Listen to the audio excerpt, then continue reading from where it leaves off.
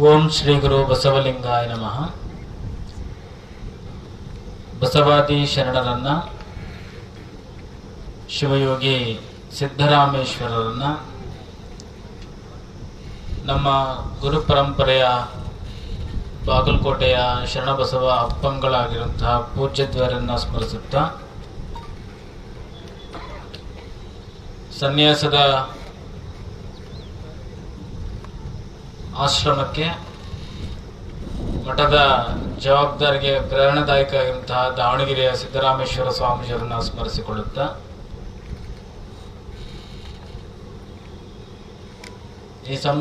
ಈ ಸಮಾರಂಭ ನನಗೆ ಅನಿರೀಕ್ಷಿತ, ಬಹಳಷ್ಟು ಜನಕ್ಕೆ ಅನಿರೀಕ್ಷಿತ ಅಲ್ಲ.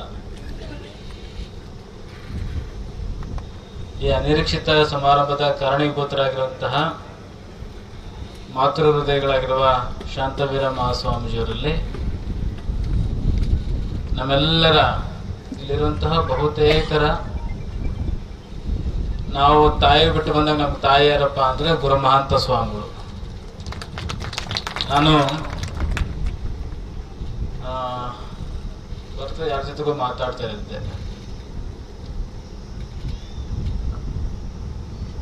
ಗುರುಗಳ ಹತ್ರ, ಮುರುಘಾಶರಣರ ಹತ್ರ ಮಾತಾಡ್ತಾ ಇದ್ದೆ. ಮಠ ಬಿಟ್ಟು ಬಂದ ಮೇಲೆ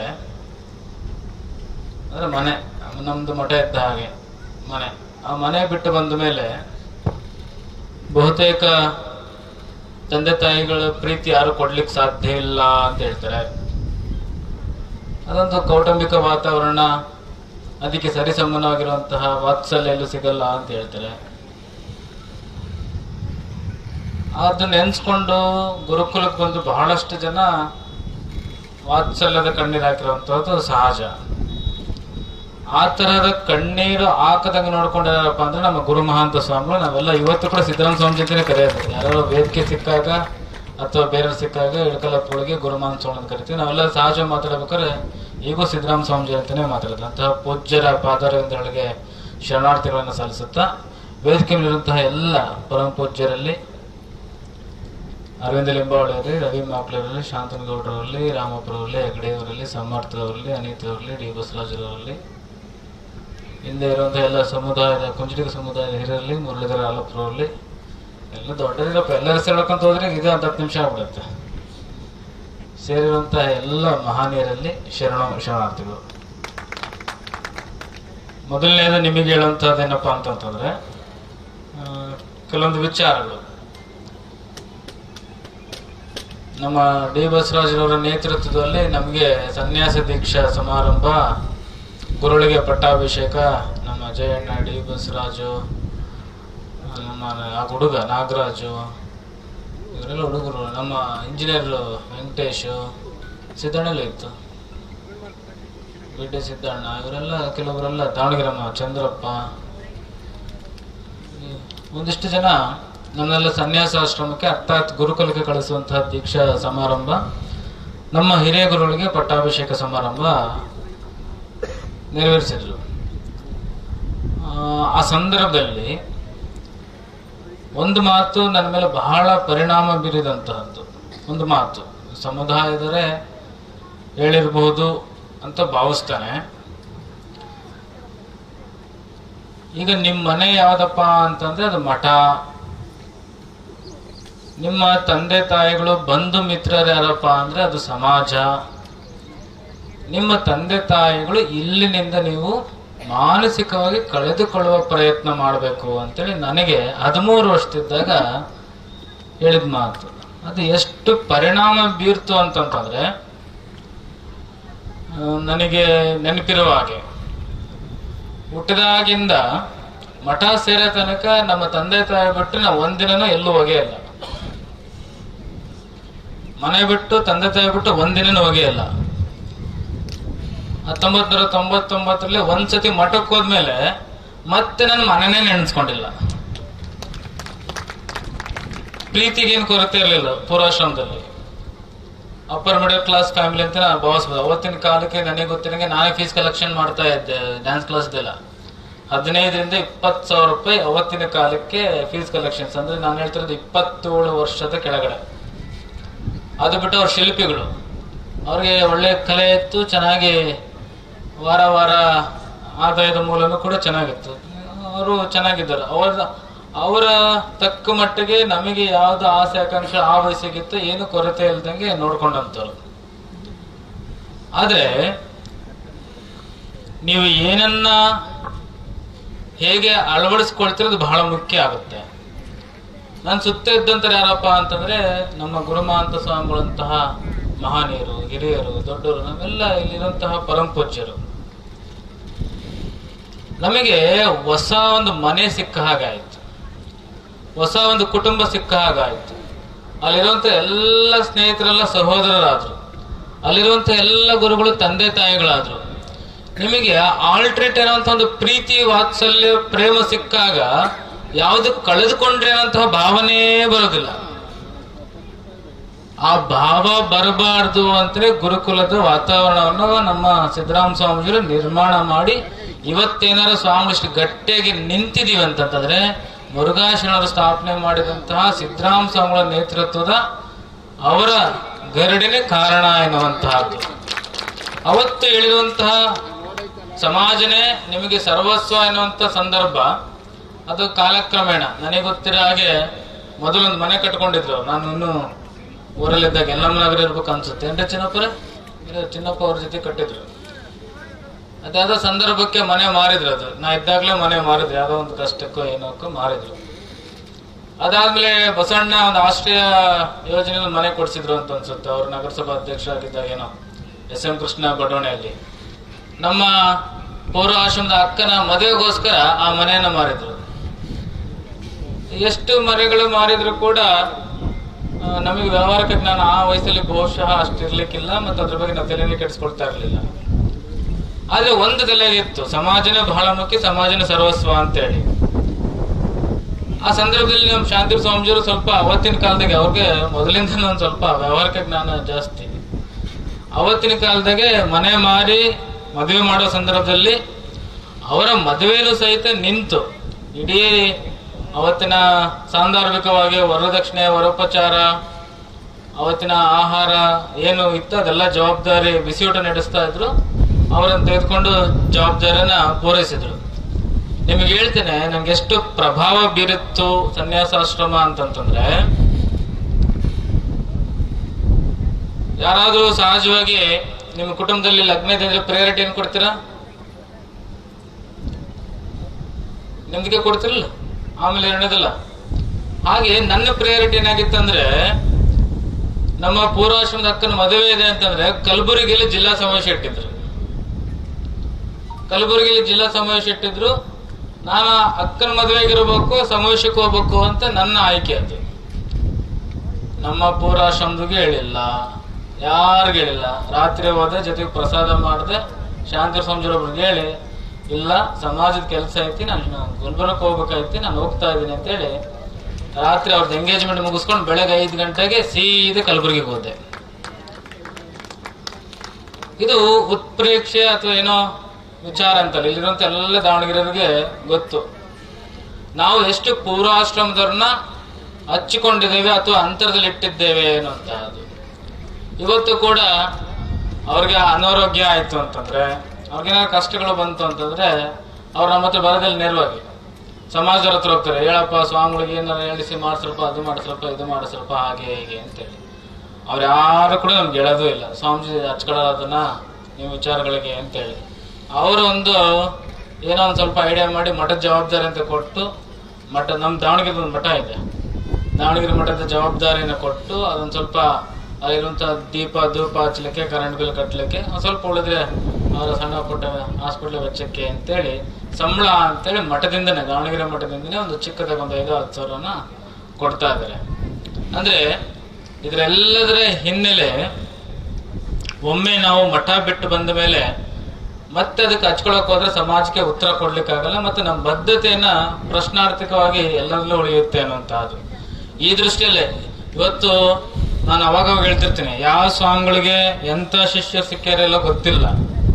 ನನಗಂತೂ ಅತ್ಯದ್ಭುತವಾಗಿರುವಂತ ಶಿಷ್ಯ ಸಿಕ್ಕಿದ್ರೆ, ಭಕ್ತರು ಸಿಕ್ಕಿದ್ರೆ ಆ ವಿಚಾರದಲ್ಲಿ ನಾನೇ ದೊಡ್ಡ ಪುಣ್ಯವಂತ ಅಂತೇಳಿ ನಾನು ಬಹಳ ವೇದಿಕೆಯಲ್ಲಿ ಹೇಳಿದ್ದೀನಿ. ಇವತ್ತು ನಿಮಗೆ ಗಮನಿಸಿರ್ಬೋದು, ಒಂದು ಉದಾಹರಣೆ ಇಲ್ಲಿರುವಂತಹ ಲಿಂಬೋಳರಾಗಿರ್ಬೋದು, ಅರವಿಂದ್ ಲಿಂಬೋಳರಾಗಿರ್ಬೋದು, ರೇವಣ್ಣರಾಗಿರ್ಬೋದು, ಒಂದೆರಡು ಉದಾಹರಣೆ ಸುಮ್ಮನೆ ಹೇಳ್ತೀನಿ ನಿಮಗೆ. ಬುದ್ಧಿಯವರು ಹಾಸ್ಮೆಟ್ ವಿಚಾರ ಹೇಳಿದ್ರಲ್ಲ, ಅವತ್ತು ನಾನೇನೂ ಅಲ್ಲ, ನನಗೆ ಅವರು ಅಷ್ಟು ಪರಿಚಯನೂ ಇಲ್ಲ. ತಕ್ಷಣ ಸ್ವಾಮೀಜಿ ನಾವು ನೋಡ್ಕೊಳ್ತೀವಿ ಬಿಡ್ರಿ ಅಂತೇಳಿ ಹಾಸ್ಮೆಟ್ ಹಾಸ್ಪಿಟ್ಲ್ ಅಂತಂದ್ರೆ ಇವತ್ತು ಯಾವ ಮಟ್ಟಕ್ಕಿದೆ ಗೊತ್ತಿಲ್ಲ. ಅವತ್ತು ಹಾಸ್ಪಿಟ್ಲ್ ಯಾರು ಹೋಗ್ತಿದ್ರು ಅಂತಂದ್ರೆ ಕೇವಲ ರಾಜಕಾರಣಿಗಳು ಹೋಗ್ತಾ ಇದ್ರು, ಬೆಂಗಳೂರಿನ ಶ್ರೀಮಂತರು ಮಾತ್ರ ಹೋಗ್ತಾ ಇದ್ರು, ಇನ್ಯಾರ ಕೈಯಲ್ಲಿ ತೋರ್ಸ್ಕೊಳಕ್ ಆಗ್ತಿರ್ಲಿಲ್ಲ ಅಂತೇಳಿ. ಇವತ್ತು ನನ್ನ ಕೈಯಲ್ಲೇ ರಾಡಿದೆ. ಅವತ್ತು ಆ ರೀತಿಯಾಗಿರಂತ ಕಾಳಜಿನ ಮಾಡಿದಂಥವ್ರು. ತದನಂತರ ಇತ್ತೀಚೆಗೆ 2 ವರ್ಷದ ಕೆಳಗಡೆ ಆಕ್ಸಿಡೆಂಟ್ ಆದಾಗ ಕೂಡ ನೋಡ್ಕೊಂಡಂಥವ್ರು. ಇಷ್ಟೇ ಎಲ್ಲ ನಿಮಗೆ ಹೇಳ್ತೇನೆ, ನಾನು ಬಾಯಿ ಬಿಟ್ಟು ಹಣ ಕೇಳೋದು 99% ಕಡಿಮೆ. ಇಲ್ಲಿ ಲಿಂಬೋಳಿಯರಿದ್ದಾರೆ, ನಮ್ಮ ರವಿ ಮಕ್ಕಳಿದ್ದಾರೆ, ರಾಮಣ್ಣರಿದ್ದಾರೆ, ಬಸಣ್ಣ ಇದ್ದಾರೆ, ದಾವಣಗೆರೆ, ಶಿವಮೊಗ್ಗ ಎಲ್ಲ ಭಕ್ತರಿದ್ದಾರೆ. 99% ಹಣ ಕೇಳೋದು ಬಹಳ ಕಡಿಮೆ. ಅದೃಷ್ಟ ಯೋಗ ಹೆಂಗಿದೆ ಅಂತಂದ್ರೆ, ಬಸವಣ್ಣವರು ಒಂದು ಮಾತನ್ನು ಹೇಳಿದ್ದಾರೆ, ಬೇಡದ ಜಂಗಮ. ಹಾಕೊಂಡಿರದೆ ಜೋಳಿಗೆ ಬೇಡ್ಬೇಕು, ನಾವು ಹಾಕೊಂಡಿರದೆ ಜೋಳಿಗೆ ಬೇಡ್ಬೇಕು. ಆದ್ರೆ ಸ್ವಾಮಿಗಳು ಬೇಡ್ಕೊಳ್ಳೋ ತನಕ ಭಕ್ತರಿರಬಾರ್ದಂತೆ.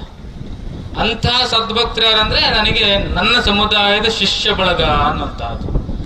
ಮೊನ್ನೆ ನಾವು ಬಾಗಲಕೋಟೆದು ಗುರುಗಳದ್ದು ಪುಣ್ಯಾರಾಧನೆ, ಆಮೇಲೆ ಮಠದ ಉದ್ಘಾಟನೆ ಸಂದರ್ಭದಲ್ಲಿ ಕಾರ್ಯಕ್ರಮ ಮಾಡಕ್ ಹೊರಟಿದ್ವಿ. ರವೀಣ್ಣರು ಫೋನ್ ಹಚ್ಚಿದ್ರು, ಲಿಂಬೋಳಿಯರು ನಮ್ದೇನ್ ಜವಾಬ್ದಾರಿ ಅಂತ ಕೇಳಿದ್ರೆ ಏನ್ ಹೇಳ್ಬೇಕು ಅಂತ ಹೇಳಿದ್ರು. ನಿಜ ಹೇಳ್ತೀನಿ ನಿಮ್ಗೆಲ್ಲ, ನಾನ್ ತಮಾಷೆಗೆ ಹೇಳ್ದೆ, ರವಣ್ಣರಿಗೆ ತಮಾಷೆಗೆ ಹೇಳಿದೆ, 50 ಲಕ್ಷ ಕಳ್ಸಕ್ಕೆ ಹೇಳ್ರಿ ರವಣ್ಣ, ಬಹಳ ಕೆಲಸ ಐತಿ ಅಂತ ಹೇಳಿ. 24 ಗಂಟೆಯಲ್ಲಿ ಅರವಿಂದ ಲಿಂಬೋಳಿಯರು 50 ಲಕ್ಷ ನಿಜವಾಗ್ಲೂ ಕಳಿಸಿದ್ರು ನನಗೆ. 24 ಗಂಟೆಯಲ್ಲಿ 50 ಲಕ್ಷ ನಿಜವಾಗ್ಲೂ ಕಳಿಸಿದ್ರು. ಚಿತ್ರದುರ್ಗದ ಕಾರ್ಯಕ್ರಮ ನಡೀತಿತ್ತು, 25ನೇ ವರ್ಷದ ಸಮಾರಂಭ. 25 ವರ್ಷ ಸಮಾರಂಭ ನಡೀತೈತಿ, ಏನ್ ಮಾಡ್ಬೇಕು ಅಂತ ಅವರವರ ಚರ್ಚೆ ಮಾಡ್ಕೊಂಡು ನನ್ನ ಕಡೆಯಿಂದ 25 ಲಕ್ಷ, ನೀವೆಲ್ಲ ಏನೇನ್ ಆಗ್ತೀರಿ ಅಂತ ಹೇಳಿ ಅವರವರೇ ಮಾತಾಡ್ಕೊಂಡು ಫಸ್ಟ್ ಕಳಿಸಿದ್ರೆ ಲಿಂಬೋಳಿ 25 ಲಕ್ಷ ರೂಪಾಯಿ. ಅಂದ್ರೆ ಏನಾರ ಮಾಡಕ್ ಹೊರಟಿವಿ ಅಂತಂದ್ರೆ ಶಿಷ್ಯರು ಹೇಗಿದ್ದಾರೆ ಅಂತಂದ್ರೆ, ಸ್ವಾಮಿಗಳು ಎಲ್ಲಿಂದ ತರಬೇಕು, ಏನ್ ಮಾಡ್ಬೇಕು ಅವರು ಮಾಡ್ತಾರೆ ಅಂತೇಳಿ ಎಲ್ಲ ಜವಾಬ್ದಾರಿ ತೆಗೆದುಕೊಂಡು ಇವತ್ತಿದ್ದಾರೆ.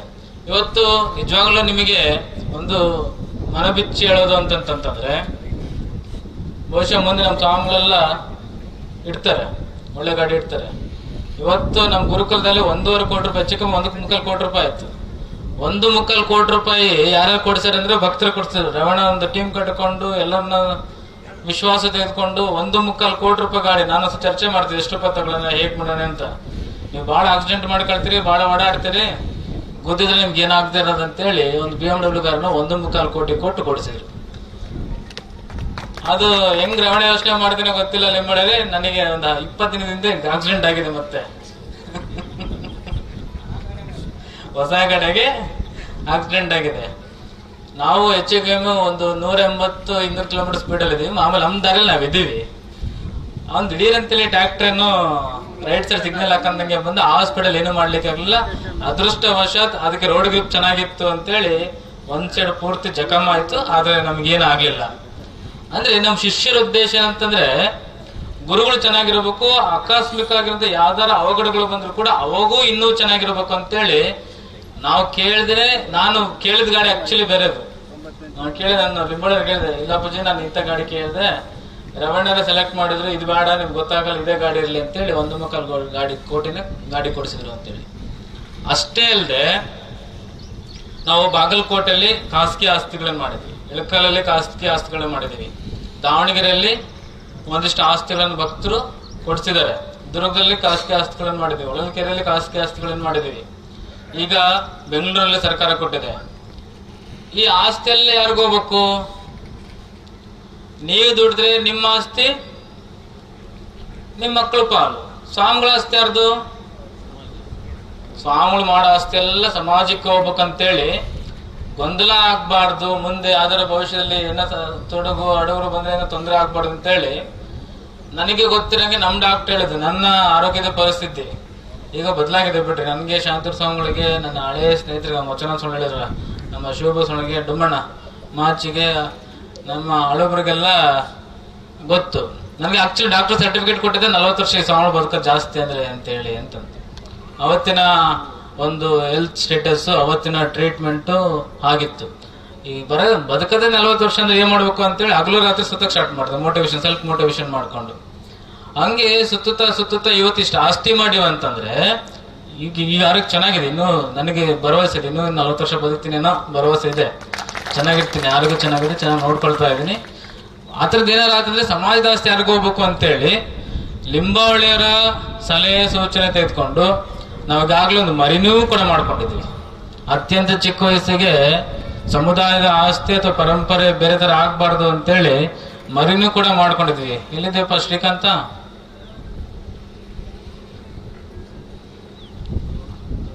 ಶ್ರೀಕಾಂತ್ ದೇವರು ಅಂತೇಳಿ ಇದಾರೆ, ಅವರು ಒಳ್ಳೆ ಮೇಧಾವಿಗಳೇ. ನಾನು ಒಂದ್ಸತಿ ಕೇಳಿದೆ, ನಮ್ ಗುರುಕುಲದಾಗಿದ್ರೆ ಪೂರ್ತಿ ಅಭ್ಯಾಸ ಮಾಡಿಸ್ಲಿಕ್ಕೆ ಆಗಲ್ಲ, ಎಲ್ಲಿ ಕಳ್ಸೋಣ ಅಂದಾಗ ಲಿಂಬಾವಳಿಯರು ಚೆನ್ನೈನಹಳ್ಳಿ RSS ಗುರುಕುಲ ಇದೆ, ಬುದ್ಧಿ ನಾನು ಹೇಳ್ತೀನಿ ಅಲ್ಲಿ ಕಳಿಸ್ಕೊಡ್ರಿ ಅಂತ ಹೇಳಿದ್ರು. ಒಂದು ಗರ್ವ ಪಡೋ ವಿಚಾರ ಅಂತಂದ್ರೆ ಬಹುಶಃ ಗುರುಕುಲ ಬ್ರಾಹ್ಮಣ ಗುರುಕುಲದಲ್ಲಿ ಕ್ಲಾಸಿಗೆ ಫಸ್ಟ್ ಬರೋದು ಯಾರಪ್ಪ ಅಂದ್ರೆ ನಿಮ್ಮ ಒಡ್ರ ಸ್ವಾಮಿಗಳಾಗಂತವ್ರು ಶ್ರೀಕಾಂತ್ ದೇವರು. ಅಷ್ಟು ಚೆನ್ನಾಗಿ ಅಭ್ಯಾಸವನ್ನ ಮಾಡಿಕೊಂಡು ಈಗ ಮಾಸ್ಟರ್ಸ್ ಮಾಡ್ಲಿಕ್ಕೆ ಕಾಶಿಯಲ್ಲಿ ಅಭ್ಯಾಸವನ್ನ ಮಾಡ್ತಿದ್ದಾರೆ. ಇನ್ನೂ ಒಂದು ಸಂತೋಷ ವಿಚಾರ ಅಂತಂದ್ರೆ ಸೆಕೆಂಡ್ ಸೆಮ್ ಫಸ್ಟ್ ಸೆಮ್ ಗೊತ್ತಿಲ್ಲ ಯಾವ ಸೆಮ್ ಅಂತ ಅವ್ರು ಆಮೇಲೆ ಹೇಳ್ಬಹುದು. ಇಡೀ ಯೂನಿವರ್ಸಿಟಿಗೆ ಫಸ್ಟ್ ರ್ಯಾಂಕ್ ಅವರೇ ಬಂದಿದ್ದಾರೆ. ಇನ್ನೂ ಒಂದು ಸವಾಲಿನ ಕೆಲಸ ಅಂತಂದ್ರೆ IIT ಎಕ್ಸಾಮ್ ತಗೊಳ್ಳೋದೇ ಕಷ್ಟ, ಎಂಟ್ರೆನ್ಸ್ ಪಾಸ್ ಆಗೋದೇ ಕಷ್ಟ. IIT ಅಲ್ಲಿ ಎಂಟ್ರೆನ್ಸ್ ಎಕ್ಸಾಮ್ ತಗೊಂಡು ಪಾಸ್ ಆಗಿ PhD ಈಗ IIT ಯೂನಿವರ್ಸಿಟಿಗಳಿಗೆ ಅವರು ಎಲಿಜಿಬಲ್ ಆಗಿದ್ದಾರೆ. ಅಂದ್ರೆ ನಾವು ಯಾವತ್ತೂ ಕೂಡ ಕೇವಲ ಮನೆ, ತಂದೆ, ತಾಯಿ, ಕುಟುಂಬ, ಅಕ್ಕ ಅಂತೇಳಿ ಈ ಒಂದು 3 ಜನಕ್ಕೆ ಸೀಮಿತ ಆಗಿಲ್ಲ. ಭವಿಷ್ಯವನ್ನ ಆಲೋಚನೆ ಮಾಡ್ತಾ ಪ್ರಸ್ತುತವನ್ನ ನಾವು ಸುಭದ್ರವನ್ನ ಮಾಡ್ಕೊಳ್ತಾ ಹೋಗುವಂತಹ ವಿಚಾರದಲ್ಲಿ ಸಂಪೂರ್ಣವಾಗಿ ನಮ್ಮ ಜೀವನವನ್ನ ಸಮಾಜಕ್ಕೆ ಸಮರ್ಪಣೆಯನ್ನ ಖಂಡಿತವಾಗ್ಲೂ ಕೂಡ ಮಾಡಿದೀವಿ. ಇದಕ್ಕೆ ದಾವಣಗೆರೆ ಜನಗಳೇ ಸಾಕ್ಷಿ. ಏನ್ರಿ ಜಯಣ್ಣ, ಏನ್ರಿ ಬಸವಣ್ಣ, ಹೌದಲ್ರಿ? ಸಂಪೂರ್ಣವಾಗಿ ನಾವು ಕುಟುಂಬವನ್ನ ನಿರ್ಲಕ್ಷ್ಯ ಮಾಡಿ ಸಮಾಜವನ್ನ ಒಂದು ಬದ್ಧತೆಯಿಂದ ಸಮಾಜ ಕಟ್ಟುವಂತ ಕೆಲಸವನ್ನ ಮಾಡ್ತಾ ಇದ್ದೀನಿ ಅನ್ನೋಂಥದ್ದು ಎಲ್ಲರಿಗೂ ಕೂಡ ಗೊತ್ತಿರುವಂತ ವಿಚಾರ. ಈ ವಿಚಾರದಲ್ಲಿ ನಾನು ಬರಲ್ಲ ಅಂತ ಗೊತ್ತು ಶಾಂತರ ಸ್ವಾಮಿಗಳಿಗೆ. ಹಿಂಗ್ ಹೇಳಿದ್ರೆ ಮನೆ ಐತಿ, ಅದೈತಿ, ಇದೈತಿ ಅಂತ ಅಂದ್ರೆ ಬರಲ್ಲ ಅಂತ ಅವ್ರಿಗೆ ಗೊತ್ತಿತ್ತು. ಆಕ್ಚುಲಿ ಇವತ್ತು ನಮ್ಮ ಬಾಗಲಕೋಟೆಯಲ್ಲಿ ಸಾಣೇಹಳ್ಳಿ ಸ್ವಾಮಿಗಳು ಅವ್ರದ್ದು ಯಾವ್ದೋ ಒಂದು ಅಭಿಯಾನ ಹಾಕೊಂಡಿದ್ದಾರೆ. ಇವತ್ತಲ್ಲಿ ಕಾರ್ಯಕ್ರಮ. ನಾನು ದೊಡ್ಡ ಗುರುಗಳು ಬರ್ತಾರೆ ಅಂದಾಗ ಇಲ್ಲ ಅನ್ನಕ್ಕಾಗದೇನು, ಬರ್ತೀನಿ ಬುದ್ಧಿ ಅಂತಂದೆ. ಆಮೇಲೆ ಶಾಂತರ ಸ್ವಾಮಿಗಳು ಹೇಳಿದ್ರು, ಇಲ್ಲ ಸಾಣೇಹಳ್ಳಿ ಸ್ವಾಮಿ ಹೇಳಿದ್ರೆ ನಾನು ಹೋಗ್ತೀನಿ ಅಂತ. ನಾನು ಹೇಳ್ತೀನಿ ಬಿಡು ಬಾ ಅಂತಂತಂದ್ರು.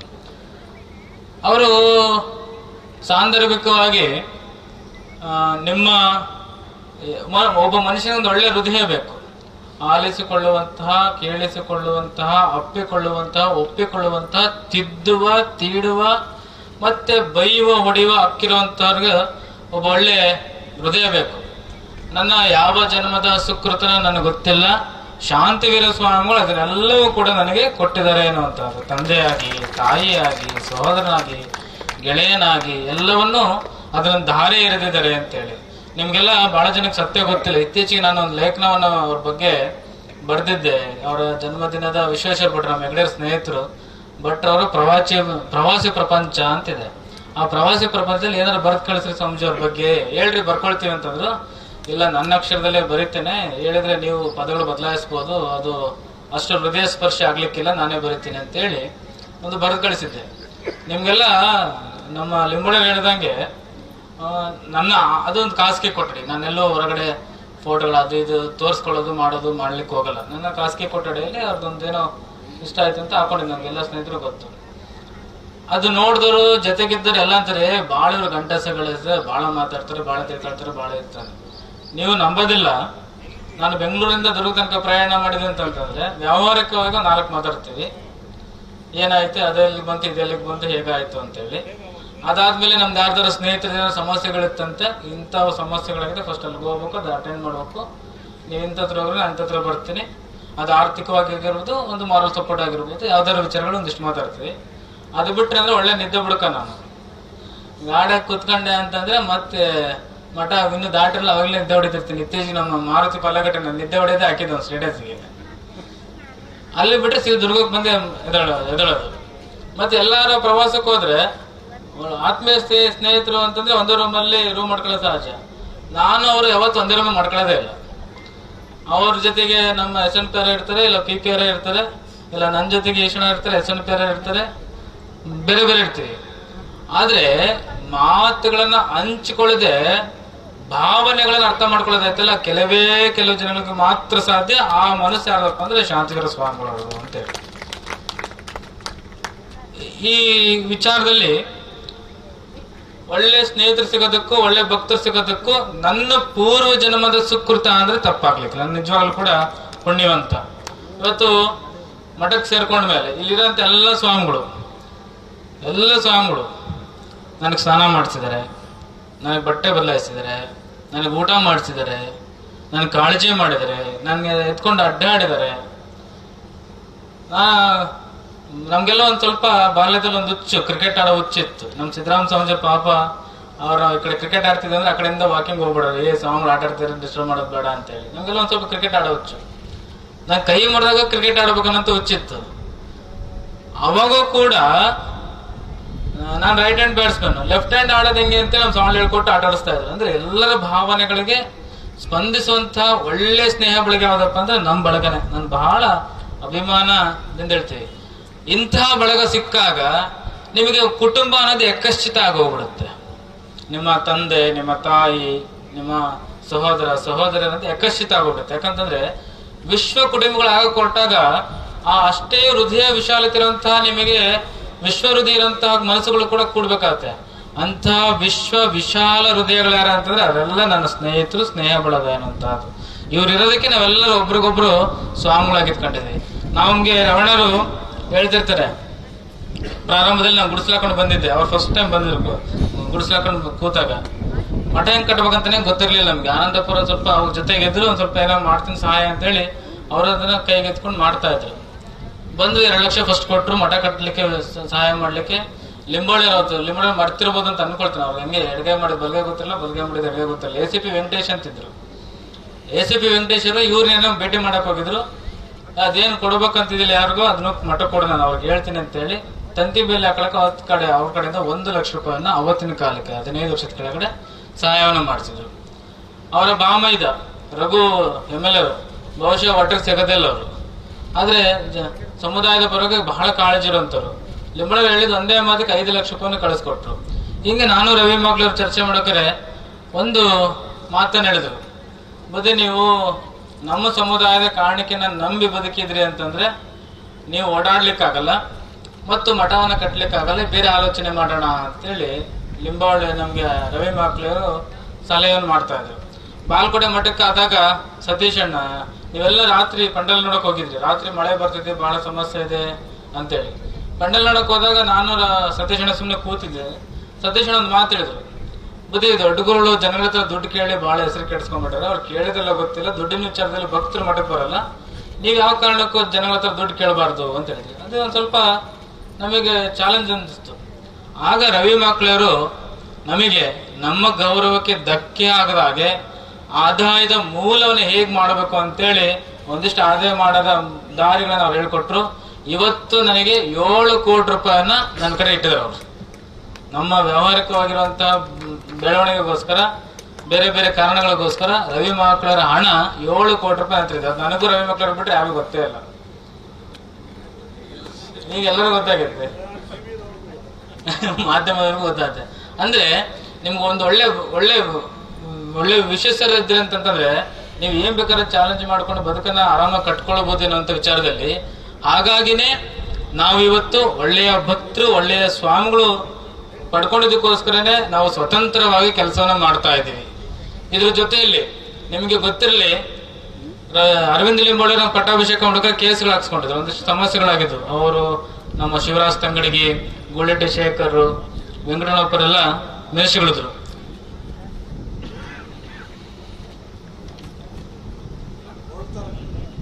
ಕಳಿಸ್ಕೊಡೋಣ. ರಾಜಕಾರಣಿಗಳಿಗೆ ಸ್ವಲ್ಪ ಕಾರ್ಯಕ್ರಮ ಸಹಜವಾಗಿ ಇದ್ದೇ ಇರ್ತವೆ. ನಿಮಗೆ ನಿಮ್ಮ ಮಗನ ಕಾರ್ಯಕ್ರಮ ಏನಾರಿದ್ದಾಗ, ನಿಮ್ಮ ಕುಟುಂಬದ ಕಾರ್ಯಕ್ರಮದಾಗ ಸಡಗರ ಸಂಭ್ರಮ ಜಾಸ್ತಿ ಇರುತ್ತೆ. ನಮ್ಮ ಪೂರ್ವಾಶ್ರಮದ ತಂದೆ ತಾಯಿಗಳು ಹನುಮಂತಪ್ಪ ಸರೋಜಮ್ಮರು ನಮ್ಮ ಪಟ್ಟಾಭಿಷೇಕಕ್ಕೆ ಹೊರಟಿದ್ರು. ಅಪ್ಪಾಜಿ ಲಿಂಬೋಳಿಯರ ಬಾಲ್ಕೋಟೆಗೆ ಹೊರಟಿದ್ರು. ನನಗೆ ಫೋನ್ ಮಾಡಿದ್ರು ರಾತ್ರಿ, ಬಹುಶಃ 11-12 ಆಗಿತ್ತು. ಬರ್ತಾ ಇದೀವಪ್ಪ, ಟ್ರೈನಿಗೆ ಬಂದು ಹಿಂಗೆ ಬರ್ತೀವಿ ಅಂತೇಳಿ. ನಾನು ಒಂದೇ ಮಾತು ಕೇಳಿದೆ, ನೀವಿನ್ನ ಯಾರು ಕರೆದಾರೆ ಅಂತ ಬರಕತ್ತೀರಿ ನೀವು ಅಂತೇಳಿ. ನಿಮ್ಗೆ ಯಾರು ಕರೆದಂತ ನೀವು ಬರಕತ್ತೀರಿ? ನಿಮ್ಗೇನು ಕರೆದಾರ? ಏನ್ ಮಾಡ್ತಾರೆ? ಸ್ವಾಭಿಮಾನ ಇರ್ಬೇಕು, ಕರೆದಿರೋದಕ್ಕೆ ಹೆಂಗ್ ಬರ್ತೀರಾ ನೀವು ಅಂತೇಳಿ.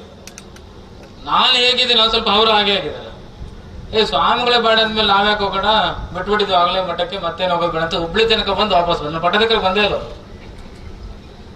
ಅಂದ್ರೆ ಕುಟುಂಬವನ್ನ ಹಚ್ಕೋಬೇಕು, ಹಚ್ಕೋಬಾರ್ದು, ಅದ್ರ ಆಚೆಗೆ ಸಮಾಜವನ್ನ ಸಂಪೂರ್ಣವಾಗಿ ಬದ್ಧತೆಯಿಂದ ನಾವು ಹಚ್ಕೊಂಡಿದ್ದೀವಿ ಅನ್ನೋದಕ್ಕೆ ಕೆಲವೊಂದು ನಿದರ್ಶನಗಳಷ್ಟೇ ಅವೆಲ್ಲ. ಅದು ಮೊನ್ನೆ 25 ವರ್ಷದವ್ರು ಸನ್ಮಾನ ಮಾಡಿದ್ರು ಕೂಡ ತಂಗಡಿಗರು, ಲಿಂಬಾಳಿಯರು, ಶಾಂತರ ಸ್ವಾಮೀಜಿಯವರು ಡಿಸೈಡ್ ಮಾಡಿ ಅವರಿಗೆ ಒಂದು ಗೌರವ ಸಮರ್ಪಣೆ 25 ವರ್ಷ ಆಗಿದೆ ಅಂತೇಳಿ ಮಾಡಿರುವಂತಹದ್ದು. ಬಹುಶಃ ಈ ಮನೆ ಕಟ್ಟಿಸ್ತಾರೆ ಅಥವಾ ಮನೆ ಕೊಡ್ತಾರೆ ಅಂತ ನನಗೆ ಗಮನಕ್ಕೆ ತಂದಿದ್ರೆ ನಾನು ಹೇಳ್ತಿದ್ದೆ, ನೀವು ಕಟ್ಸಿದ್ರು ಕೂಡ ನಾನೇ ಕಟ್ಸಿನಂತ ಪ್ರಚಾರ ಮಾಡುವಂತ ಜನಗಳಿರ್ತಾರೆ. ನೀವೇ ಏನೇ ಸಹಾಯ ಮಾಡಿದ್ರು ಕೂಡ ನಿಮ್ಮ ಮೂಲಕ ನಾನೇ ಮಾಡಿಸಿದಂತ ಜನಗಳಿರ್ತಾರೆ. ಹಾಗಾಗಿ ಅವ್ರು ಹೇಗಿದ್ರೆ ಹಾಗೆ ಇದ್ಕೊಂಡು ಹೋಗ್ಬಿಡ್ಲಿ, ಕಟ್ಸೋದೇ ಬೇಡ ಅಂತ ನಾನು ನೇರವಾಗಿ ಹೇಳ್ತಾ ಇದ್ದೆ. ನಮ್ಮ ಲಿಂಗಮೂರ್ತಿಯವರು, ಶಿವಭದ್ರಣ್ಣ, ಮುರಳೀಧರ ಆಲಪ್ಪನವರು ಇವರೆಲ್ಲರೂ ಕೂಡ ನಮ್ಮ ಸ್ನೇಹವನ್ನು ಬಹಳ ವರ್ಷಗಳಿಂದ ಬಹಳ ಹತ್ತಿರಿಂದ ನೋಡಿದಂಥವ್ರು. ಬಹುಶಃ ಅವ್ರಿಗೆ ನಮ್ಮ ಕಲ್ಲಣ್ಣ, ತೆಮ್ಮಣ್ಣ ಇವ್ರಿಗೆಲ್ಲ ಬಹಳ ಹತ್ತಿರ ನೋಡಿದಂಥವ್ರು. ಮಠದ ಪಿಲ್ಲರ್ಗಳು ಇವರ್ಯಾರು ಪ್ರಶ್ನೆ ಮಾಡ್ಲಿಕ್ಕಿಲ್ಲ, ಬೇರೆಯವ್ರು ಪ್ರಶ್ನೆ ಮಾಡ್ತಿರಲ್ಲ ಗೊತ್ತಿಲ್ಲ. ನನಗಂತೂ ಶಾಂತಿ ಸ್ವಾಮಿ ಪ್ರಶ್ನೆ ಮಾಡ ಇನ್ನೂ ಧೈರ್ಯ ಆ ಸಮಾಜದಲ್ಲಿ ಇನ್ನೂ ಯಾರಿಗಿಲ್ಲ ಅಂತ ನನಗೆ ಹತ್ತಿರದಿಂದ ಅಷ್ಟೇ ಗೊತ್ತು.